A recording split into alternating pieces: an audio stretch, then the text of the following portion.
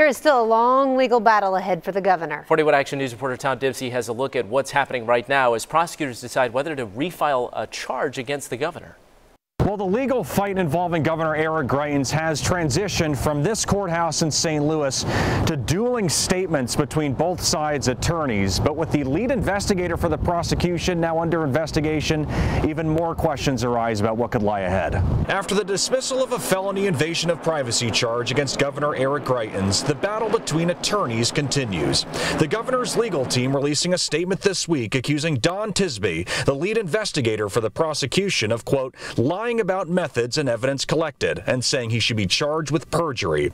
With police now investigating the case, Tisby's attorney believes the defense team's reaction serves as an attempt to get attention off the governor. This case was really a black and white case, and the case boiled down to the governor and a complaining witness. A decision he believes stems from shocking testimony from the governor's mistress. I think her testimony may have been very credible, and therefore they decided, hey, we have to go after Tisby. The investigation comes as St. Louis Circuit Attorney Kim Gardner continues to face criticism. To have a case dismissed on the eve of trial is certainly telling in the quality of the case that you had and the strength of the evidence. Attorney Jeffrey Ernst worked under Gardner for a year in the Circuit Attorney's office and now represents a witness in the governor's charity donor list case. He questions the approach of prosecutors after this week's dismissal. They should have gathered all the evidence on the front end. They shouldn't be attempting to take the governor's phone on the eve of trial. A battle between both sides continuing and now involving even more people. The complaining witness and the governor should be the focal point of this case.